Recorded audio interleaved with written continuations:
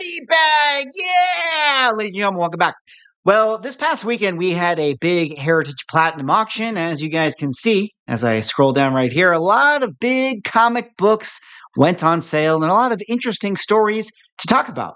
Maybe none more interesting than the book I have in front of you, More Fun Comics number 73, in a PSA 4.5 label that sold for $40,800. A lot of money, but not a lot of money compared to the last sale. So in this video, we're going to talk about what this means ultimately for PSA books, specifically that in the high-end vintage market, and also talk about some of the other interesting sales that happened this past weekend. But of course, before I get into it, if you guys could like, comment, subscribe, I appreciate it. Helps support the channel doing those things.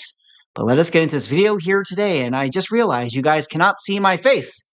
There I am now on camera. Actually, a quick little sidebar question. Does it matter if you guys see my face in these types of videos? Can you just let me know? Maybe you don't want to see my face. Did I set myself up to be made fun of? Probably. But if I do a camera off, I don't have to do my hair, and that's so much easier. Anyways, let's get into this video. We have More Fun Comics number 73, the first appearance of Aquaman and Green Arrow, and also Speedy, but nobody really cares about Speedy. I'm just kidding. Sorry, Speedy fans. Selling for $40,800. This was a really significant sale, specifically for that of PSA, because I do believe at this current moment in time, this is the highest ticketed item that has ever sold in a PSA comic book slab. That $40,000 mark being a kind of a personal best for PSA Comics in their sort of young entrance here into the comic book market. But on top of that, it was also a significant book to put in the slab. I mean, obviously a super rare golden age key, first appearance of Aquaman, definitely a big book. Now, the $40,800 sale,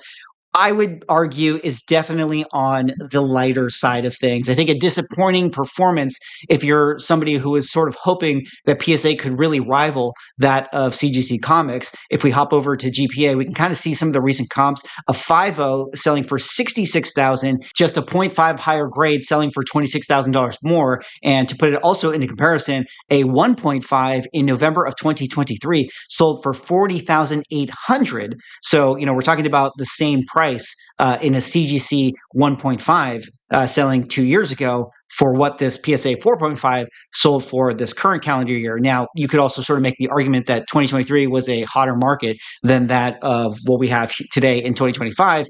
But, it really is just going to be how you want to see it. I can definitely spin the numbers either way. Also important to point out that a 4.5 for this book sold back in 2018 for $42,000. So a 2018 price getting more for a comic book than a PSA slab version got here in the year 2025. So 7 years later, and you lost money. I thought comic books only went up in value. I thought Golden Age comics only went up in value. Well, I guess if you're buying the label and not the book, that isn't necessarily the case. Now, here's the thing.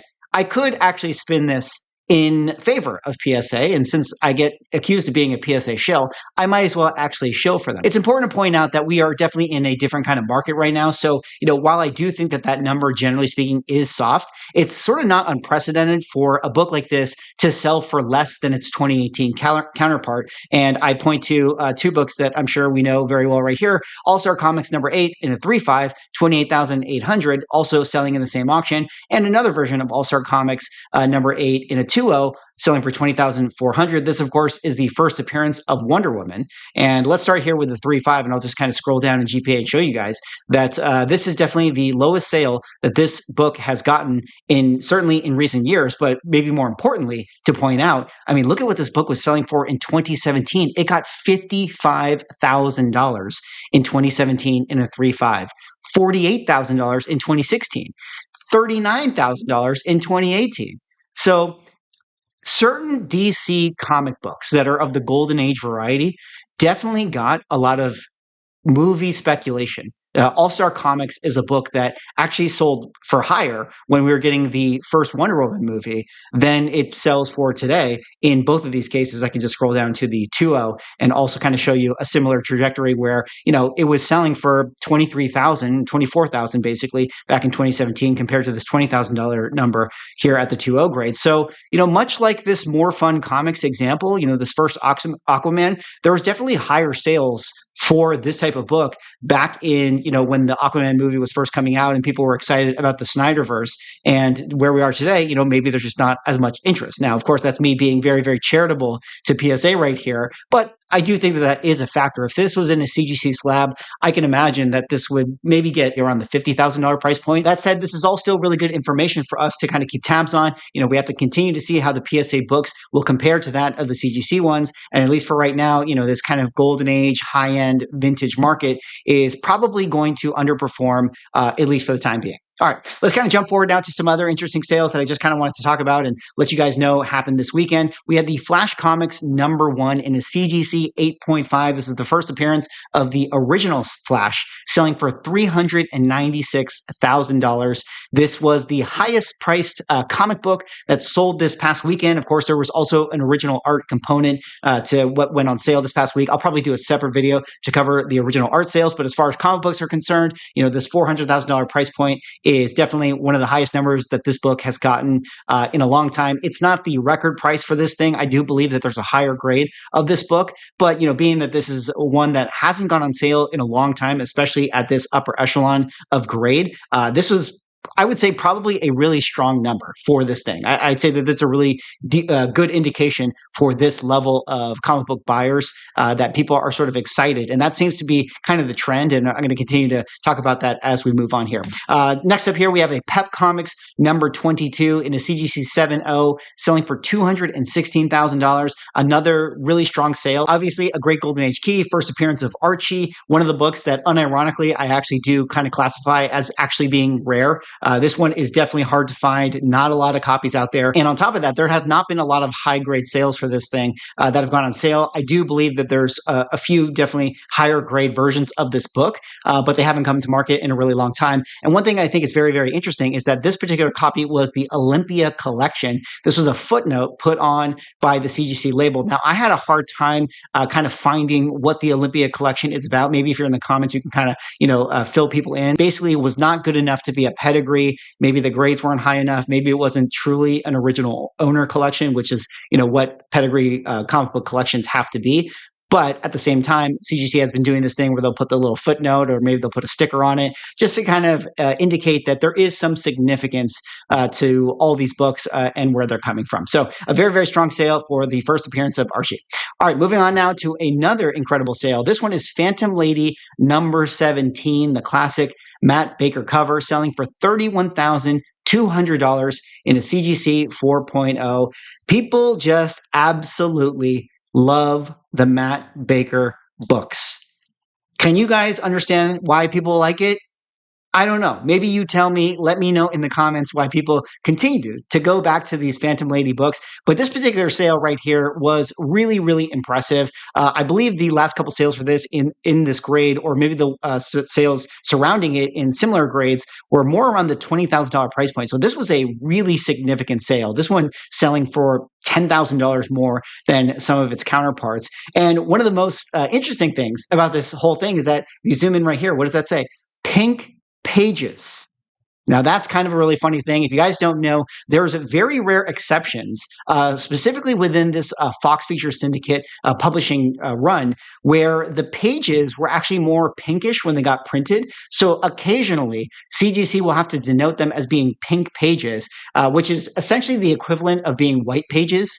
So I always think that that's kind of funny to see that. Maybe that's why this one sold at a premium, because effectively this is a 4.0 white page copy of this. And, there are a lot of people, especially in the golden age side of things, that are really, really particular about their pages. Like brittle comic books always sell really poorly compared to white page comic books. And this is even more than in the modern market. Now, I also do think it's funny that CGC has a pink page distinction, considering that when they grade modern comic books that have essentially black pages that a lot of the art is being printed on, they still call it white pages. It's not like they call them black pages. So I don't know. I just think that that's kind of a funny little distinction, but maybe kind of cool if you're somebody that is a pink page snob.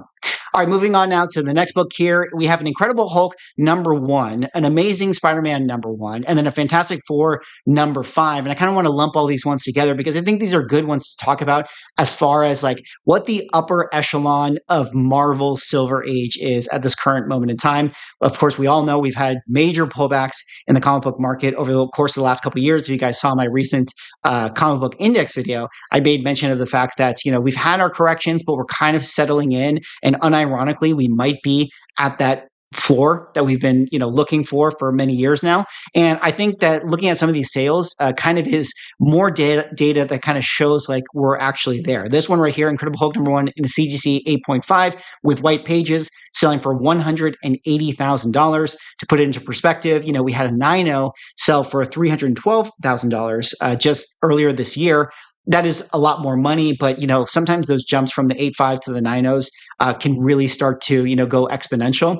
We had an 8.0 last year selling for $93,000. So an 8.0 compared to this 8.5, I mean that seems like a pretty significant jump. Now this number isn't necessarily like the record number for this. In fact, in 2022 we had this sell for $245,000. So you can kind of see that we're still declining here. So one way to kind of evaluate it is like, oh no, this book has crashed from its previous high. But at the same time, if you kind of draw the trend line as being kind of a steady increase, you cut the COVID froth out, this is sort of selling right in line to where it should be. Similarly, with the ASM, 9.2 right here, selling for $144,000. It's a very similar thing where, yes, this book has sold for more in previous sales in previous years, but this $144,000 number is a lot higher than what it was going for in 2020. And similar to this one right here, the FF5 at $120,000, definitely not the record for this book in this particular grade, but pretty strong showing overall. You can see the 9.2 sold for $108 earlier this year. This 9.4 already in GPA at $120. And, when you compare it to some of its previous sales at $138, $162, it's kind of resetting back down. So again, Silver Age Marvel had its pullbacks, had its corrections. If it's a book that hasn't gone on sale in a decent amount of time, then basically it's due for a correction. But most likely it's going to still hold around its 2020 value, if not a little bit more. All right, moving on now to a couple other interesting books that I wanted to talk about, and maybe this deserves sort of its own video, but this was a Hulk 181 CGC 9.8 with white pages. Obviously the top end of the first appearance of Wolverine, or the first full appearance of Wolverine, or second appearance of Wolverine, however you guys want to, denote it. But this one's selling for $54,000, which is definitely on the lower end of where this book has been selling in recent years. But at the same time, I would almost make the argument that this is still higher than it should be, because I believe that this was a book in 2020 that was selling around the $35,000, $40,000 price point. So there could still be a little bit of elevation in this thing. But the reason why I wanted to bring this one up, and this one right here, $22,800 for the giant size X-Men #1, is because I'm starting to notice a pattern with certain types of heritage auction buyers. And if I were to lump in other books here, Marvel Spotlight 5s, ASM 129s, a lot of these major Bronze Age keys, I think are actually starting to perform weaker on heritage auctions compared to that of other auction houses. And if you guys happen to see, I did my preview of the Landry Pop auction that happened last week, and they actually had a Hulk 181 9.8 white page as well, and their result was 58,560. So they got a higher number for their book in their Hulk 181 than Heritage Auctions did, which is kind of surprising because you would think that Heritage Auction has the most eyeballs. Of course, you can kind of make the argument that this is an old case and maybe there was a bias there. But at the same time, I do think that there is starting to be like different audiences that are following different auction houses and different kind of buyers as well. And people are kind of going into their own sort of silos. I think Heritage Auctions, it seems like you have a lot of the dealers on here. You have a lot of the buyers that are more interested in the golden age type of books. And then these sort of, major bronze keys, major silver keys are performing really strongly in other auction houses. Also, Landry Pop had a 9.8 giant size X-Men 1, $22,860. also 22,800. So beating the Heritage sale by $60. Not a lot of money, but very interesting that a new auction house is competing at that level. Similarly, I did that interview with JMO from Comic Book Boys. They had a Flash Comics #1 sell for $33,000 in a CGC 0.5. And this was also getting a higher number than the recent 0.5 that sold at Heritage Auctions for $21,600. So they outperformed it by $10,000.